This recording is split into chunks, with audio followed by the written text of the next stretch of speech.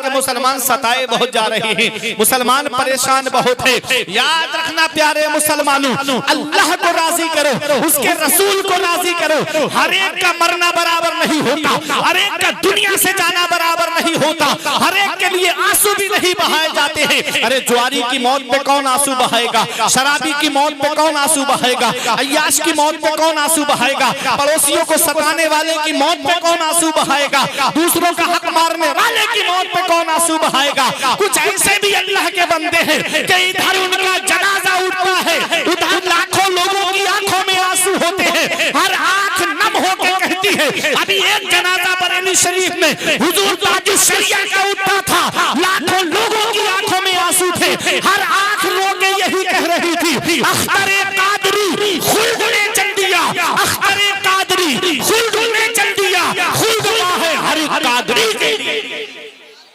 हर एक का मरना बराबर नहीं होता, हर एक का दुनिया से जाना बराबर नहीं होता। अल्लाह को राजी करके जाओ, रसूल को राजी करके जाओ, नबी को राजी करके जाओ। जब इधर जनाजा उठे तो इमाम साहब ये कहें, गद्दारे मुस्तफा का नहीं, वफादारे मुस्तफा का जनाजा जा रहा है, आशिके रसूल का जनाजा जा रहा है, गुलामे रसूल का जनाजा जा रहा है। जब इस हाल में जाओगे तो यही कहते हुए जाओगे, ये नाज ये अंदाज हमारे नहीं होते, दामन में अगर टुकड़े तुम्हारे नहीं होते, बेदाम ही बिक जाइए बाजारे नबी में, इस शान के सौदे में खसारे नहीं होते, मिलती ना अगर भीख हुजूर आपके दर से, इस ठाट से मंगतों के गुजारे नहीं होते।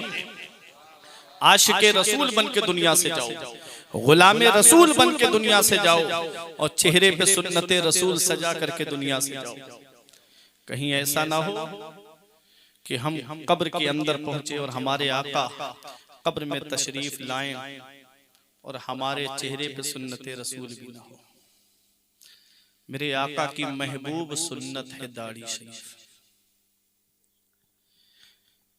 अल्लाह और उसके रसूल को राजी करो। ये दुनिया चंद दिन की है, ये इसाले सवाब की महफिल है।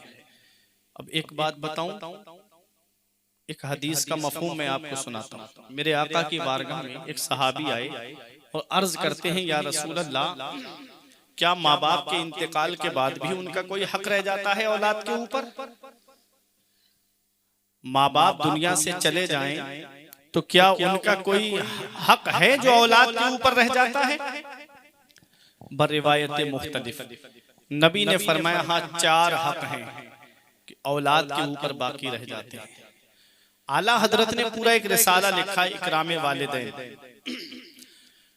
जितने हुकूक और हैं वो सब इन्हीं 4 के ज़िम्न में आते हैं। ये उलमाए किराम तशरीफ फरमा है, इनकी मौजूदगी में और आले रसूल तशरीफ फरमा है। ये ईसाले सवाब की महफिल है। मेरे आका ने फरमाया, हाँ 4 हक हैं माँ बाप के इंतकाल के बाद जो औलाद के ऊपर बाकी रहते हैं। सहाबा ने अर्ज किया, या रसूलल्लाह वो क्या है? नबी ने फरमाया, अस्सलातु अलैहिमा, जब माँ बाप का इंतकाल हो जाए तो उनकी नमाज़े जनाजा पढ़ी जाए। माँ बाप का इंतकाल हो जाए तो उनकी नमाज़े जनाजा पढ़ना चाहिए। आज होता क्या है कि इधर इमाम साहब मुसल्ले पे खड़े हैं, सफ़े लगी हुई हैं, इमाम साहब कहते हैं इजाजत दो नमाज़े जनाजा पढ़ाने की, तो दूर साहब छोटा सा रुमाल सर पे रख के खड़े होके कहते हैं पढ़ाओ नमाज़े जनाजा। ये औलाद है, इल्ला माशाअल्लाह। काश इस औलाद को तुमने आलिम या हाफिज बनाया होता तो पीछे खड़ा नहीं होता, बल्कि मुसल्ले पे खड़े होकर के अपने बाप की या अपनी माँ की नमाज़े जनाजा पढ़ाता हुआ नजर आता। अस्सलातु अलैहिमा, नबी फरमाते हैं माँ बाप के दुनिया से जाने के बाद औलाद के ऊपर यह हक रह जाता है माँ बाप का कि उनकी नमाज़े जनाजा पढ़ी जाए। और दूसरा हक ये है कि उनके लिए इस्तिग़फ़ार किया जाए, दुआए मग़फ़िरत की जाए। अब दुआए मग़फ़िरत कौन सा बेटा करेगा? वो बेटा करेगा ना जिसे तुमने कुरान की तालीम सिखाई होगी या कुरान की तालीम दिलाई होगी। उनके लिए दुआए मग़फ़िरत करे। मेरे आका इरशाद फरमाते हैं, मन दखलल मकाबिरा फक़रा सूरत यासीन खफ़फ़ल्लाहु अन्हुम। नबी फरमाते हैं जो कब्रिस्तान जाए और एक मर्तबा सूरह यासीन शरीफ पढ़ दे तो अल्लाह तबारक व तआला कब्रिस्तान के मुर्दों के अजाब में कमी कर देता है और पढ़ने वाले को तादाद के बराबर सवाब अता फरमाता है। कोई बता देगा नहरोसा के कब्रिस्तान में कितने मुर्दे दफन हैं? कोई गिनती करके बता सकता है कितना सवाब है एक मर्तबा सूरह यासीन शरीफ पढ़ने का? कि एक मर्तबा सूरह यासीन शरीफ पढ़ने का ये सवाब है कि कब्रिस्तान के मुर्दों के अजाब में कमी हो जाती है और अल्लाह पढ़ने वाले को तादाद के बराबर सवाब अता फरमाता है। मेरे आका हुजूर सल्लल्लाहु ताला अलैहि वसल्लम ने इरशाद फरमाया, मन दखलल मकाबिरा फक़रा फातिहतल किताब। मेरे आका फरमाते हैं कि जो कब्रिस्तान जाए और एक मर्तबा सूरह फातिहा और 11 मर्तबा सूरह इखलास यानी कुल वल्लाह शरीफ और एक मर्तबा अल हाकुमुत तकासुर हत्ता ज़ुरतुमुल मकाबिर, इस सूरत को पढ़े और इसका सवाब कब्रिस्तान के मुर्दों के लिए ईसाल कर दे तो जितने मुर्दे हैं वो सब उसके लिए मगफिरत की दुआ करते हैं जो ईसाले सवाब करने वाले हैं। आज हम कब्रिस्तान जाते हैं तो कोई मोमबत्ती लगा के आता है, कोई अगरबत्ती जला के आता है ना? यही तो है ना? क्या अच्छा होता कि ये जो पैकेट तुमने मोमबत्ती 5 रुपए का लिया या 10 रुपए का लिया, इसकी जगह गुलाब के फूल ले लेते और कब्र के ऊपर डाल देते, तो जब तक वो तर रहते तस्बीह पढ़ते रहते और मुर्दे को जो है वो उनसियत महसूस होती। ये छोटी छोटी बातें हैं हम जिस पर अमल नहीं करते। जब भी कब्रिस्तान जाओ अपने अजीज की कब्र पर तो थोड़े से फूल लेके चले जाया करो, उनकी कब्र पे डाल दिया करो और वहां खड़े होकर के बैठ करके कुरान की तिलावत कर लिया करो। और जब वहां बैठ करके कुरान की तिलावत करोगे तो उनको उनसियत महसूस होगी, उनको कब्र में आराम होगा और तुमको भी, पढ़ने वाले को भी तादाद के बराबर अल्लाह ताला सवाब अता फरमाएगा। सूरह यासीन शरीफ पढ़ने में कितना वक्त लगता है? 5 रुकू हैं। कितना भी हल्के पढ़ने वाला होगा तो 15 मिनट में पढ़ लेगा, 20 मिनट में पढ़ लेगा। जो बाप पूरी प्रॉपर्टी हमारे नाम करके चला गया, क्या हम उसके लिए 20 मिनट नहीं निकाल सकते? क्या हम उसके ईसाले सवाब के लिए 10 मिनट बैठ करके कुरान की तिलावत नहीं कर सकते? मेरे आका हुजूर सल्लल्लाहु अलैहि वसल्लम फरमाते हैं कि माँ बाप के इंतकाल के बाद ये हक रह जाता है कि औलाद जो है अपने बाप की नमाज जनाजा पढ़े, उनके लिए इस्तिग़फ़ार की दुआ करे। और उन्होंने जो अहद किया है, कोई वादा कर लिया है और वो दुनिया से चले गए, उसे पूरा ना कर सके तो औलाद को चाहिए कि वो अपने बाप के उस वादे को पूरा करे। 3 हो गए। चौथा, जो वालिद की तरफ से रिश्ते हैं, जो माँ की तरफ से रिश्ते हैं, उनके दुनिया से जाने के बाद रिश्तों को खत्म नहीं करना है, बल्कि औलाद को चाहिए कि वो रिश्ते कायम रखे। जैसे बाप की तरफ से रिश्ता चचा का है, ताऊ का है, फूफी का है, और माँ की तरफ से रिश्ता खाला का है, मामू का है, नाना का है। इन रिश्तों को खत्म नहीं करना है, बल्कि इन रिश्तों को बाकी रखना है। ये माँ बाप के साथ में हुस्न सुलूक है, ये माँ बाप के साथ में भलाई करना है। अब वो औलाद जब माँ बाप जिंदा होते हैं तब उनकी खिदमत नहीं करती तो उनके दुनिया से जाने के बाद में क्या उनके साथ में भलाई करेगी? आज कितने माँ बाप हैं जो घरों में आंसू बहा रहे हैं। आज कितने माँ बाप हैं जो ऐसी सर्दी के आलम में भी घर में बैठ करके उनकी आंखों से आंसू निकलते हैं। औलाद है कि माँ बाप की खिदमत नहीं करती।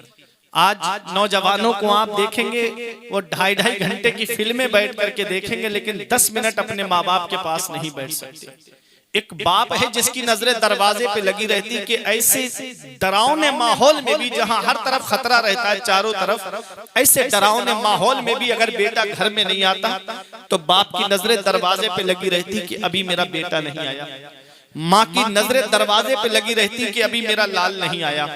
और फोन करके पूछे तो बेटा कहता क्या माँ परेशान करती है, मेरे भी तो शौक अरमान है, मैं दोस्तों के साथ घूमने के लिए निकला हूँ, आ जाऊंगा। आज जिस माँ का फोन तुम्हें अच्छा नहीं लगता, आज जिस बाप का तुमको फोन अच्छा नहीं लगता, एक दिन आएगा नौजवानों के कोई खैरियत लेने वाला तक नहीं होगा।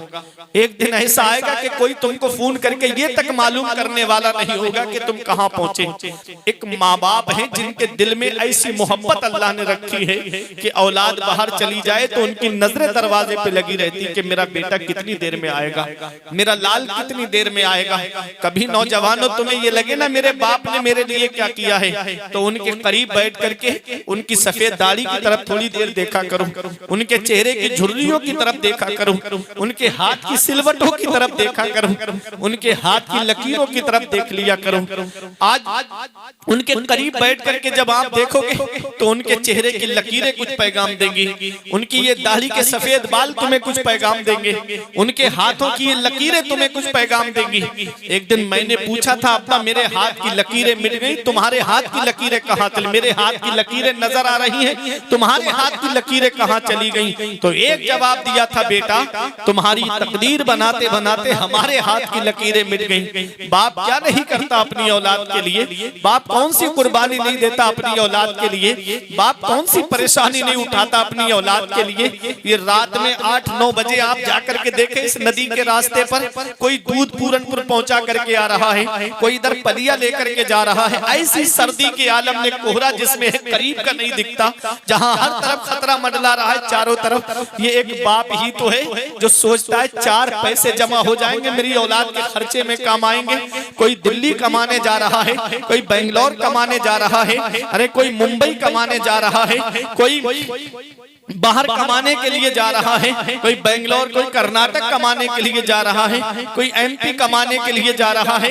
ये एक बाप ही तो है जो सोचता है 4 पैसे जमा हो जाएंगे मेरी औलाद के खर्चे में काम आएंगे। अरे नौजवानों तुम्हें क्या पता, तुम तो आराम से बिस्तर पे सो रहे हो और वो दूसरों के खेतों में मजदूरी करके घर में ला करके पैसे रख रहा है, वो दूसरों के घरों में काम कर रहा है। अल्लाह अकबर। हमारे बुजुर्गों ने फरमाया बाप आंगन में लगे हुए पेड़ की तरह होता है। जब शिद्दत की गर्मी पड़ती है, जब शिद्दत की धूप पड़ती है, जब गरम गरम लू के थपेड़े होठों को खुश्क कर देते हैं, ऐसे आलम में आदमी पेड़ के नीचे कुर्सी डाल के बैठे आराम मिल जाता है, पेड़ के नीचे बैठ जाए उसे आराम मिल जाता है। हमारे बुजुर्गों ने फरमाया बाप आंगन में लगे हुए पेड़ की तरह होता है, जो कितनी भी शिद्दत की गर्मी हो, धूप हो, सारी धूप अपनी पीठ पर ले लेता है, लेकिन अपनी औलाद तक उसका साया नहीं पहुंचने देता। सारी परेशानियां अपने ऊपर ले लेता है, लेकिन अपनी औलाद तक उन परेशानियों को पहुंचने नहीं देता। इसका पता तब चलता है जिस दिन बाप की चारपाई घर से उड़ जाती है। इसका एहसास तब होता है जब बाप का जनाजा घर से चला जाता है। जिस दिन बाप की चारपाई उड़ गई ना घर से, उस दिन पता चलेगा कितनी बड़ी नेमत से महरूम हो गए। उस दिन एहसास होगा कि आज कितना बड़ा साया हमारे सर से चला गया। बाप जब तक जिंदा होता है तो औलाद के ऊपर औलाद बेफिक्र होती है।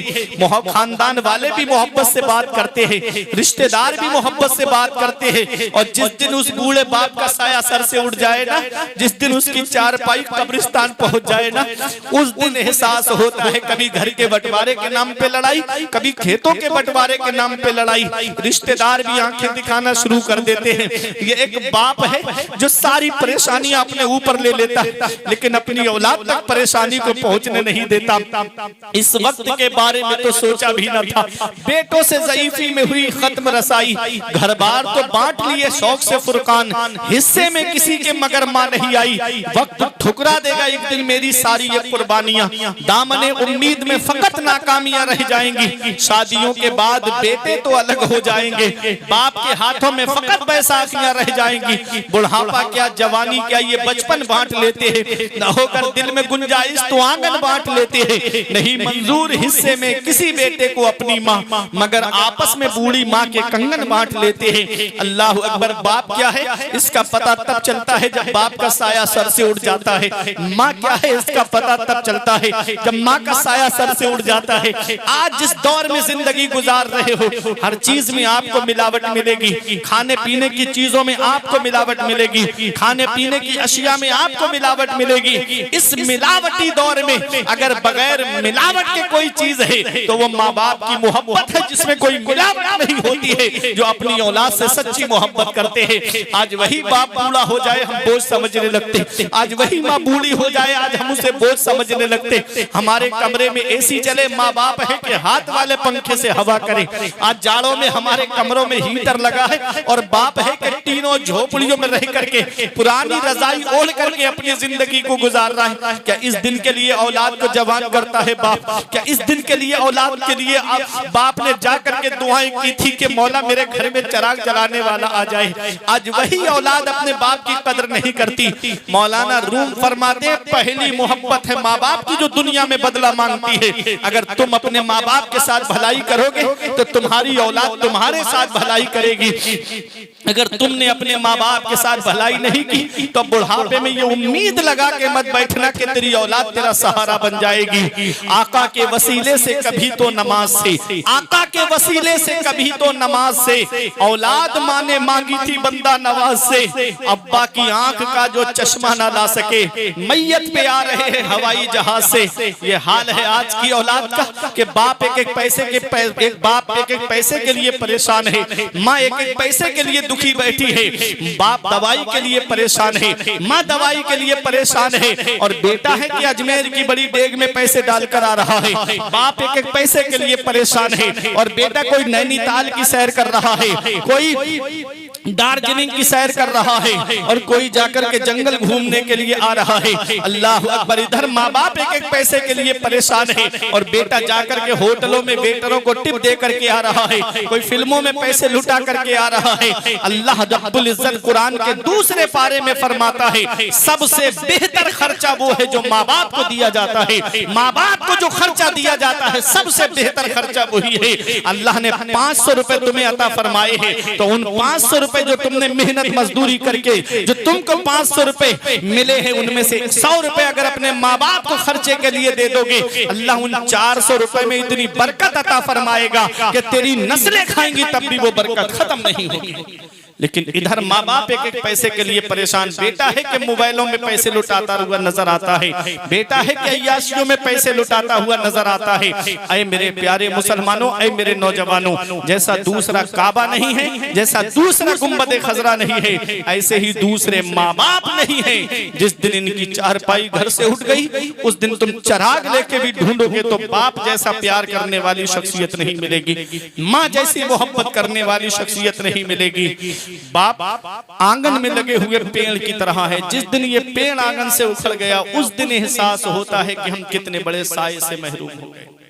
ऐ ज़िया माँ बाप के साये की ना कदरी न कर, ऐ ज़िया माँ बाप के साये की ना कदरी न कर, धूप काटेगी बहुत जब ये शजर गिर जाएगा। जिस दिन ये पेड़ आंगन से उखड़ गया उस दिन धूप भी परेशान करेगी, गरम गरम लू के थपेड़े भी परेशान करेंगे। अल्लाह रब्बुल इज्जत 15वें पारे में फरमाता है वक़दा रब्बुका अल्ला तअबुदू इल्ला इय्याहु व बिल वालिदैनि इहसाना। हुक्म दिया तेरे रब ने कि अपने रब के सिवा किसी की बंदगी ना करो और अपने माँ बाप के साथ हुस्ने सुलूक करो। कब? इम्मा यबलुगन्ना इंदकल किबरा अहदुहुमा व किलाहुमा फला तकुल लहुमा उफ़्फ़िन वला तनहरहुमा व कुल लहुमा क़ौलन करीमा। रब फरमाता है जब वो दोनों बुढ़ापे को पहुंच जाएं या उनमें का कोई एक बुढ़ापे को पहुंच जाए तो उन्हें उफ भी ना कहना।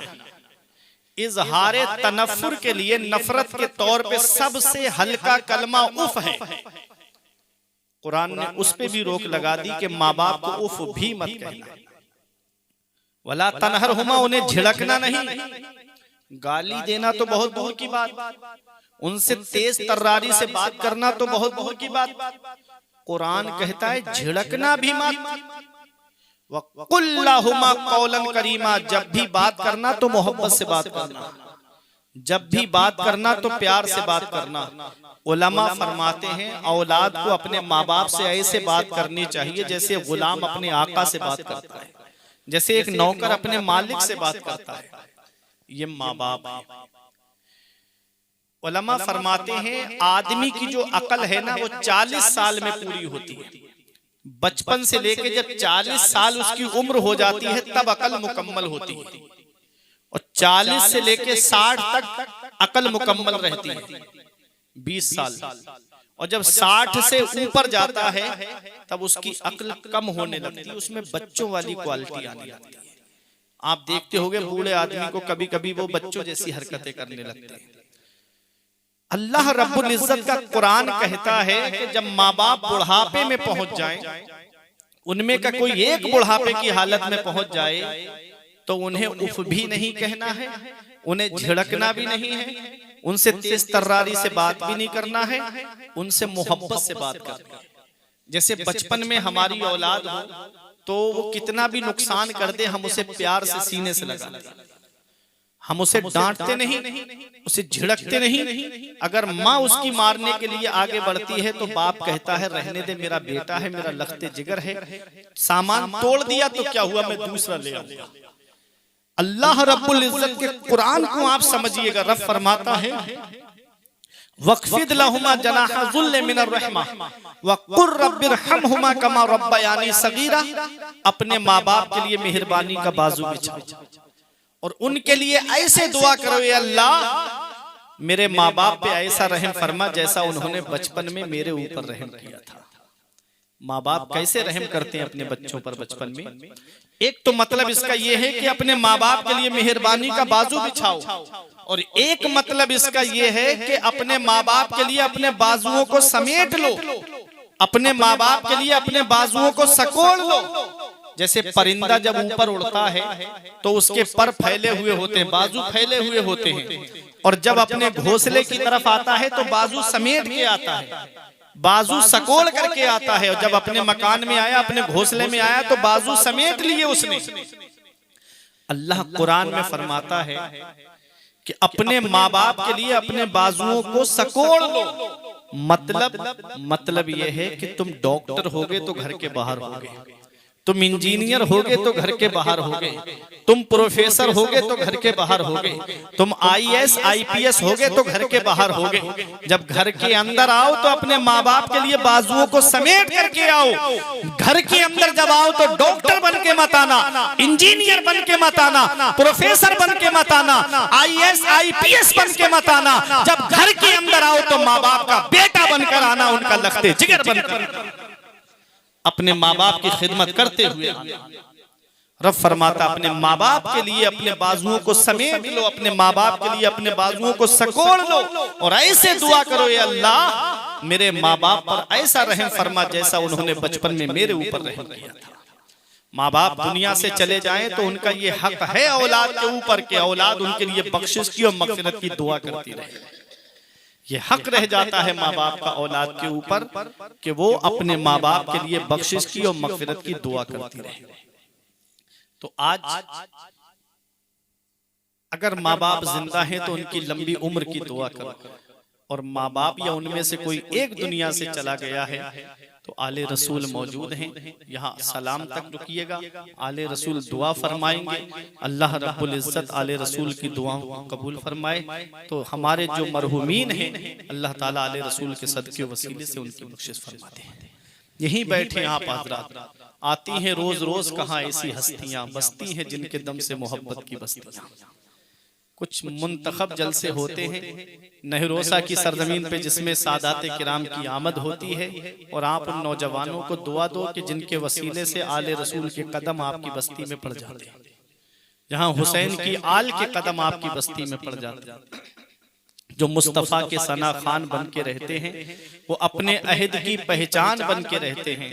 जुदा है शान अली तेरे शहजादों की, जहां भी रहते हैं सुल्तान बन के रहते हैं। या अय्युहल इंसान, ऐ इंसान, मा गर्रका बिरब्बिकल करीम, करम करने वाले रब से तुझे किस चीज ने धोखे में रखा। अल्लज़ी खलक़का फसव्वाका फअदलक, वो अल्लाह जिसने तुझे पैदा किया तो तेरे अंदर कोई कमी नहीं रखी, बराबर इंसाफ फरमाया। अल्लाह ने हमारे हाथ पैदा फरमाए तो छोटा बड़ा हाथ नहीं दिया, हमको बराबर हाथ अता फरमाए। हमको टांगे अता फरमाई तो कोई छोटी बड़ी टांग नहीं दी, बल्कि हमको बराबर टांगे अता फरमाई।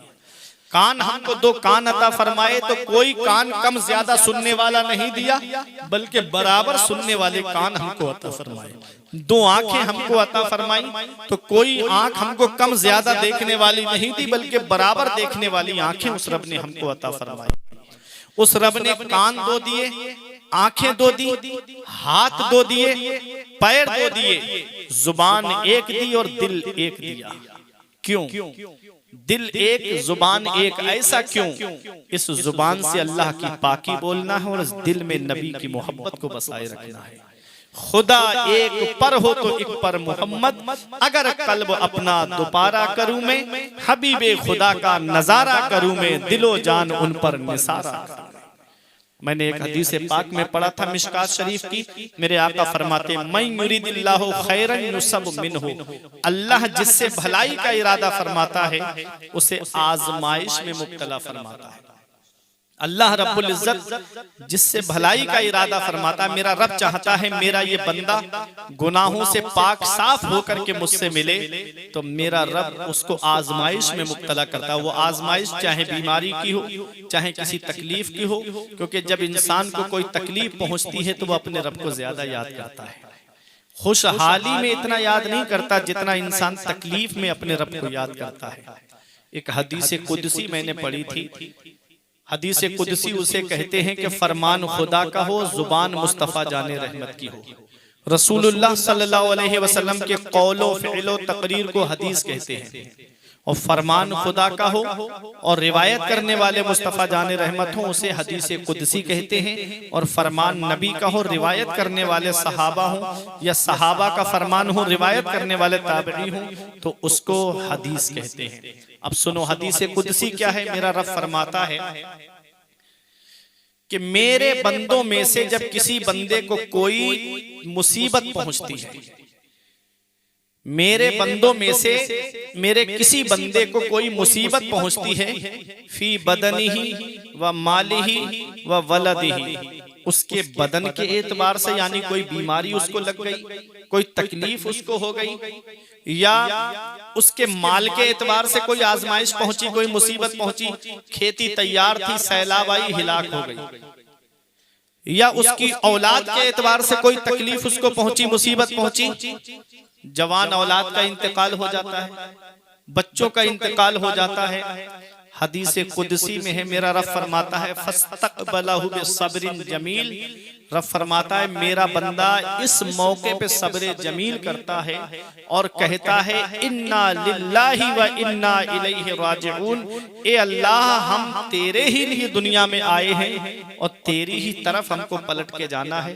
मौला माल तूने दिया ले लिया, औलाद तूने दी तूने ले ली, मौला ये तकलीफ जो मुसीबत मेरे ऊपर आई है मौला तू ही इसे दूर करने वाला है।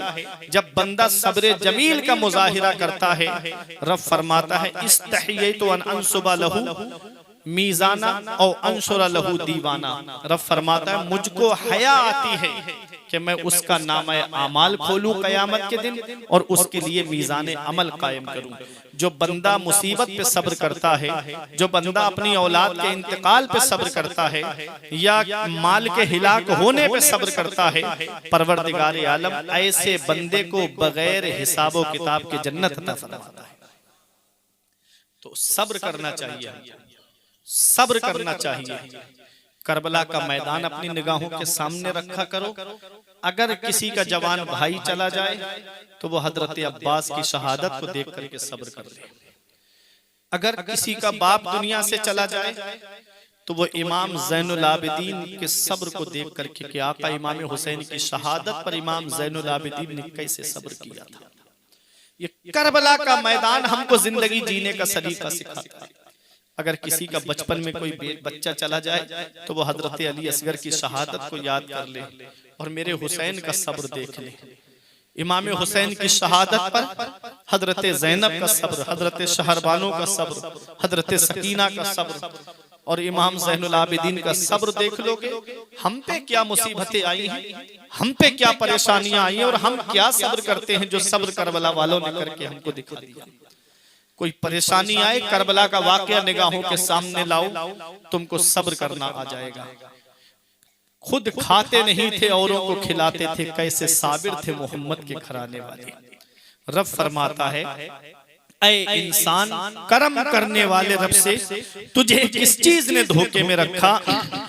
अल्लज़ी खलक़का फसव्वाका फअदलक, वो अल्लाह जिसने तुझे पैदा किया तो तेरे अंदर कोई कमी नहीं रखी। फी अय्यि सूरतिन मा शाअ रक्कबक, अल्लाह ने जिस सूरत में तुझको चाहा उसमें तरकीब दिया।